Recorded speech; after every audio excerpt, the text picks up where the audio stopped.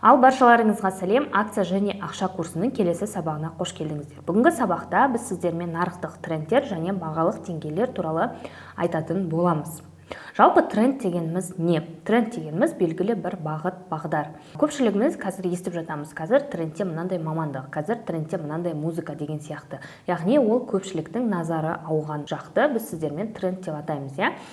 Жалпы трейдингте бізде сіздермен 3 түрлі тренд бар. Біріншісі аптренд, даунтренд және консолидация. Бұны біз еще флэт дейміз, чоппи дейміз, яғни нейтралдық қозғалыс деп айтамыз. Тренд дегеніміз дәл қазіргі актуалды деген мағынаны білдіреді. Трейдингте жалпы бағыттың 3 түрі қарастырылған, яғни бағаның өсуі аптрендті білдіреді, бағаның құлауы даунтрендті білдіреді, және бір орында, яғни бір орында жылжымай боковой движение жасауын консолидация, флэт немесе чоппи деп атаймыз. Трендті біз сіздермен екіге жіктей аламыз. Біріншісі глобальный тренд және екіншісі локальный тренд, яғни үлкен тренд пен кіші тренд. Үлкен трендті біз әдетте бір күндік таймфреймді қараймыз және оны көбіне біз сіздермен ұзақ мерзімді инвестицияға немесе свингқа, және оны көбінесе біз сіздермен ұзақ мерзімді инвестицияға немесе қысқа мерзімді инвестицияға алу үшін қолданамыз. Ал кіші трендті біз жалпы сауда жасау барысында, яғни күнделікті акциялармен сауда жасау барысында сіздер осы трейдингте қолдана аласыздар. Кіші трендті біз сіздермен әртүрлі таймфреймді қолдана аламыз. Үлкен глобальный тренд әдетте бізде бір күндік таймфрейм, бір апталық немесе бір айлық графикте көрінеді. Мысалы, AMD компаниясының глобальный тренді. Яғни глобальный тренд дегеніміз не? Глобальный тренд дегеніміз бір күндік таймфреймдағы жалпы маркеттің бағыты.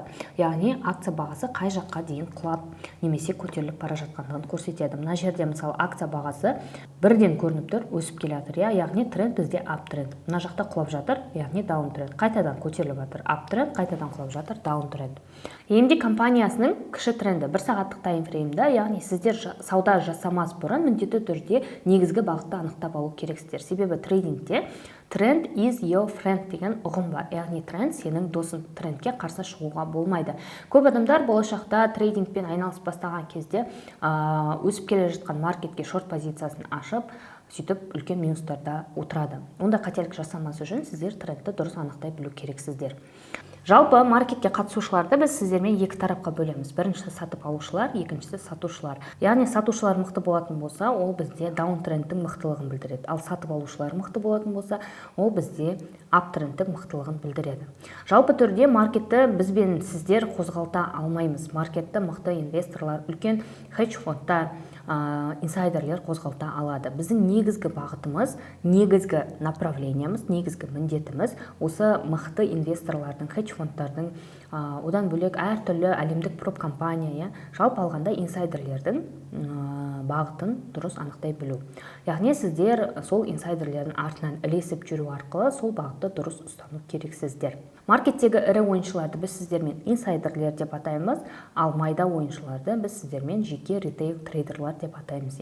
Сіз бен біздер, біз ритейл трейдерларға жатамыз, және біздің міндетіміз осы маркеттегі трендті қалыптастырып жатқан мықты инсайдерлердің бағытын дұрыс ұстануда. Трендтен кейінгі негізгі маңызды ұғым ол бізде деңгей болып саналады. Жалпы деңгей немесе уровень, ол не? Акция бағасының белгілі бір баға диапазонына келгенде бағаның құлап кетуіне немесе бағаның өсіп кетуіне әсер ете алатын баға деңгейлері. Мысалы, қарапайым мысалмен айтатын болсам, егер сіздің продуктовый магазиніңіз бар болатын болса, сіз күнделікті помидор сатасыз. Күнделікті бір бағада помидор сатасыз. Күндердің күнінде ол помидорға деген спростың өте жоғары болуына байланысты сіз не істейсіз? Помидордың бағасын қымбаттатасыз.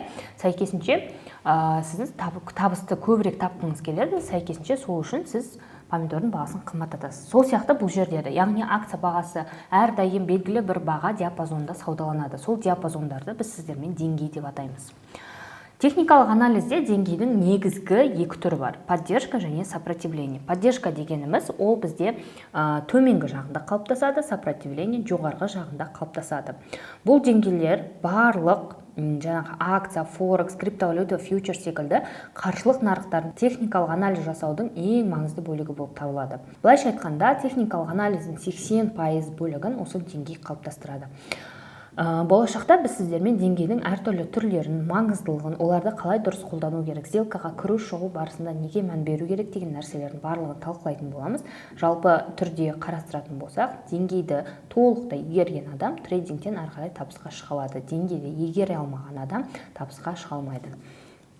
Ең бірінші поддержка деңгейі. Поддержка деңгейі бұл сатып алушылардың орналасқан аумағы, бұл кез келген баға болуы мүмкін. Акция қозғалысы белгілі бір бағаға жақындағанда сол бағадан төменге құлай алмаса, немесе сол бағадан көтерілсе, онда сол баға сатып алушылардың поддержка деңгейі болып табылады. Мысалы, мына графикті қарайтын болсаңыздар, жаңағы помидордың мысалында, помидордың бағасы $120 дейін құлады.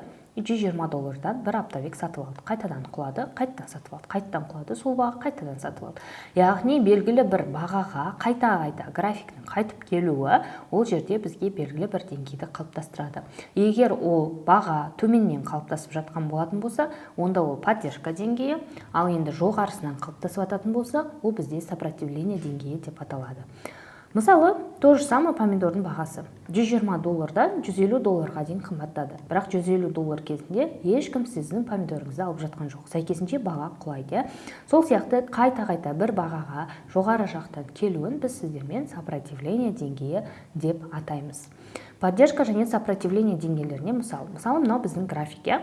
Осы графикте төменгі жақ бізде поддержка деңгейі, жоғары жақ бізде сопротивление деңгейі. Осымен біздің сабағымыз аяқталды. Келесі сабақтарда кездескенше.